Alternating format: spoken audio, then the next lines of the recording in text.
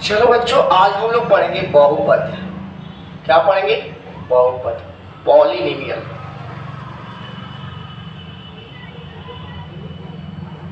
क्या पढ़ेंगे? पॉलिनोमियल्स। देखो बच्चों, बहुत ही आसान है। क्लास 10th का आपका मैथ्स चैप्टर नंबर 2 पॉलिनोमियल्स, आपका बहुत दिनों से वीडियो नहीं बन रहा था, कुछ प्रॉब्लम थी, इसलिए अब जो है ना हम लोग अगला वीडियो लेकर आए हैं। देखो, बहुपद में सबसे पहले आपको जानना होगा चर और अचर को। चर किसको कहते हैं? अचर, वेरिएबल और कांस्टेंट। चर आपका जो होता है ना, आपका चर A B C D dot dot dot dot X Y Z. आप बताओ, चर बदलता है कि नहीं बदलता है? चर बदलता है। हमेशा चर क्या होता है? बदलता रहता है। चर बदलेगा, अचर बदलता नहीं। ये सब नंबर हो जाएंगे, कोई भी नंबर है आपका। ये चर और ये अचर कहलाता है। ये चर और अचर। चलो देखो, इधर आगे बढ़ते हैं। तो अगर हम आपसे कहते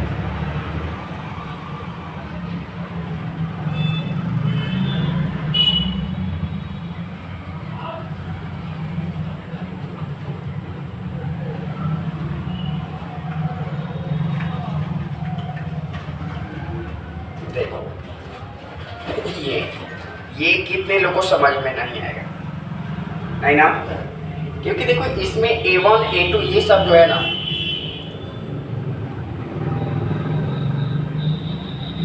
देखो ये सब जो है ना आपका क्या है? वास्तविक संख्या है। क्या है? वास्तविक संख्या। ये सब क्या है? वास्तविक संख्या है। और ये सब जो है ना, अब देखो ये A1 सही है, वास्तविक संख्या है। और इसी को बहुपद का हम लोग क्या कहते हैं? गुणांक कहेंगे। क्या कहेंगे? बहुपद का गुणांक।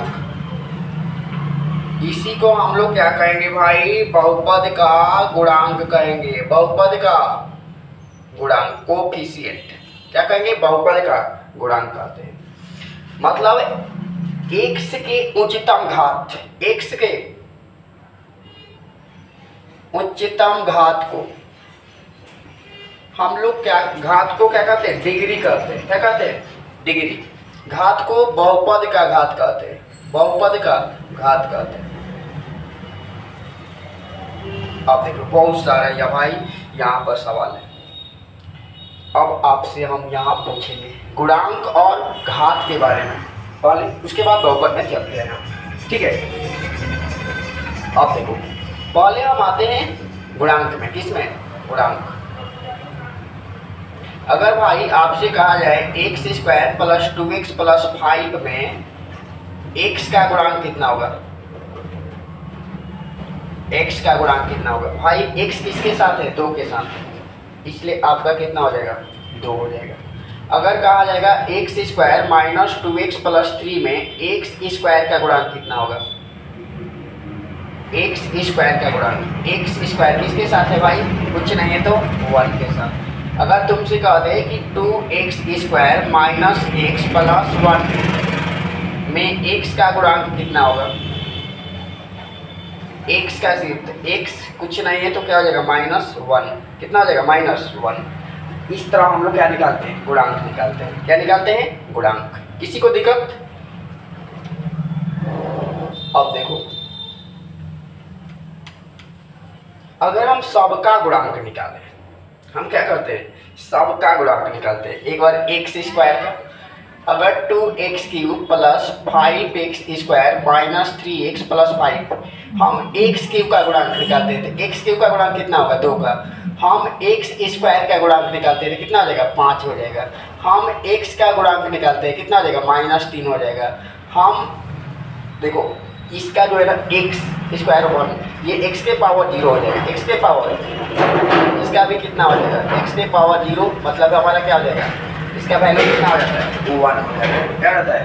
1। अब देखो आगे बढ़ते हैं, ठीक है? अब हम लोग आएंगे किसमें? घात में, पावर। किसमें आएंगे? पावर। अगर तुमसे कहा जाए 2x² प्लस 5x प्लस 3 बराबर 0 में x का घात कितना होगा, सबसे बड़ा वाला कितना 2 हो जाएगा। अगर 5x के power 4 plus 3x² minus 6x plus 2 बराबर 0, इसमें कितना हो जाएगा 4 हो जाएगा। कितना हो जाएगा 4 हो जाएगा। जिसका पावर क्या हो अधिक हो उसको बहुपद का घात कहते हैं। क्या कहते हैं, बहुपद का घात। तो आपको बहुत अच्छे से समझ में आ गया होगा घात और क्या गुणांक। चलो अब हम लोग आएंगे बहुपद में। बहुपद पहचानने का तरीका बहुत बेहतरीन, ठीक है। इसमें देखो आपको पूर्ण संख्या जो है ना, पूर्ण संख्या किसको कहते हैं, 0 1 2 डॉट डॉट डॉट, ये सब ये हमारा क्या है पूर्ण संख्या वाला। ये आपका जो है ना जो भी हो पूर्ण संख्या होना चाहिए। दूसरा रूट में नहीं होना चाहिए, रूट में नहीं। तीसरा नियम आपका भाग में नहीं रहना चाहिए, भाग में रहेगा नहीं होगा, ठीक है। आपका भिन्न में भी आपका नहीं रहना चाहिए, उसके पावर, इसके पावर भी भिन्न में नहीं रहना चाहिए। चलो पहला देखो, हम कहेंगे कि 2x² plus 4x minus 3x plus 1/x equal to 5, x plus √5, x² plus √5, x² plus 2/3 plus ऐसे लिख लो x के power 3/2 plus 4x plus 3 equal to 0। अगर आपसे कह देंगे 4x² plus 5x plus 10 is equal to 0, अब इसमें बतलाना है आपको ये कौन सा आपका है या कौन सा नहीं है, ठीक है। कौन पूर्णखंड है, बहुपद है, कौन बहुपद नहीं। देखो भाई पूर्ण संख्या, इसका पावर देखो 2 1 0, ये आपका पूर्ण संख्या है। इसको देखो x प्लस 1/x, x के पावर -1 इजिकल -5 इजिकल टू 0, ये क्या है नहीं है। इसमें देखो x को लेना है, x y ये सब देखो ये रूट में ये होगा आपका, यानी आपका देखो एक ऐसे सवाल ले लेते हैं √x प्लस 5 इजिकल टू 0, ये नहीं होगा, ये नहीं होगा, ये भाग में ये भी नहीं होगा, ये होगा। देखो ये भी आपका भिन्न में आ गया, ये भी नहीं होगा। तो ये बहुपद पहचानने का क्या है तरीका है, क्या है तरीका है। किसी को दिक्कत, वेरी गुड।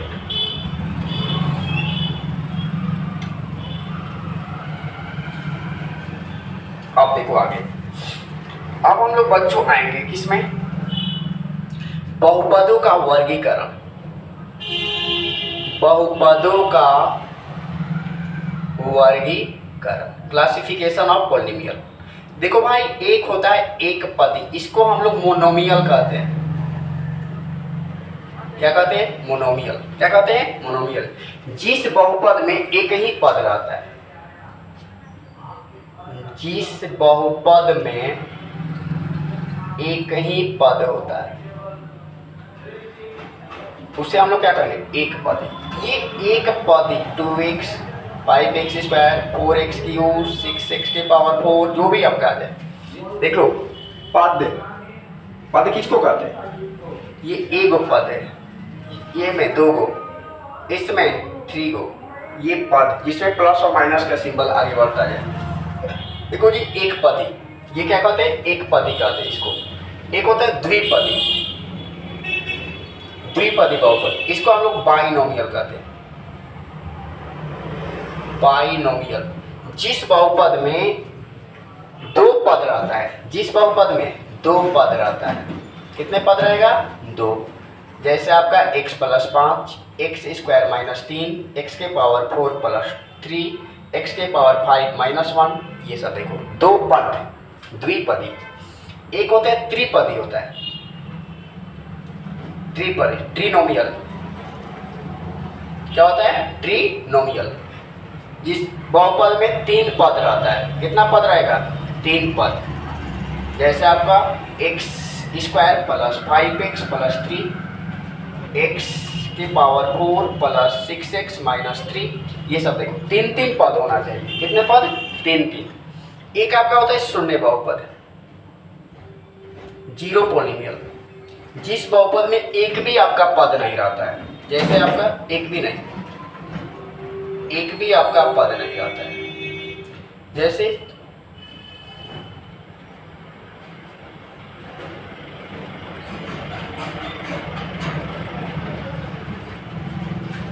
पहले देखो ऐसे लिख लो आप,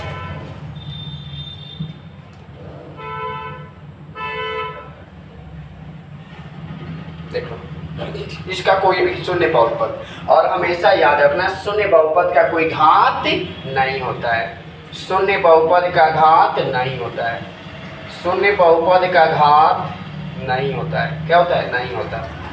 शून्य बहुपद का घात नहीं होता है, शून्य बहुपद का घात नहीं होता है। ठीक है, आप देख लो शून्य बहुपद का घात नहीं होता है। Very good.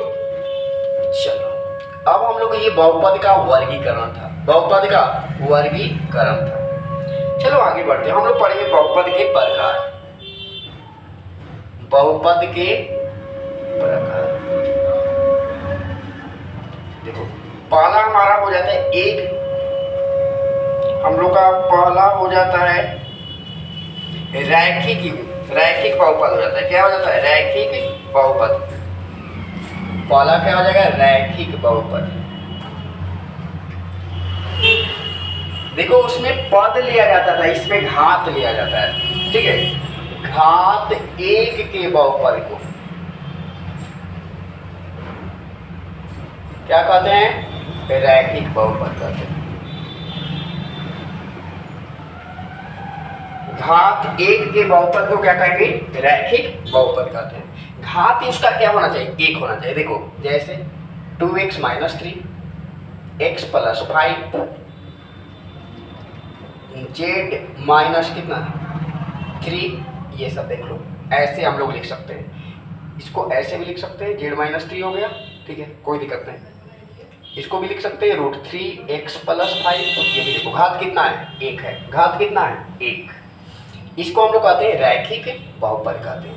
इसके घात पावर क्या होना चाहिए? एक एक एक।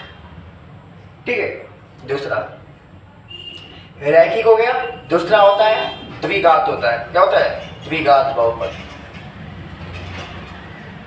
घात 2 होना चाहिए। घात कितना होना चाहिए? 2। घात 2 के बहुपद को हम लोग रैखिक बहुपद कहते हैं। जैसे आपका y² - 2, 2x² - √5 भी लिख सकते हैं, उसमें कोई दिक्कत नहीं है। √5 y² - 3, ये सब देख लो। ये सब आपका आप ऐसे भी लिख सकते हैं इसको।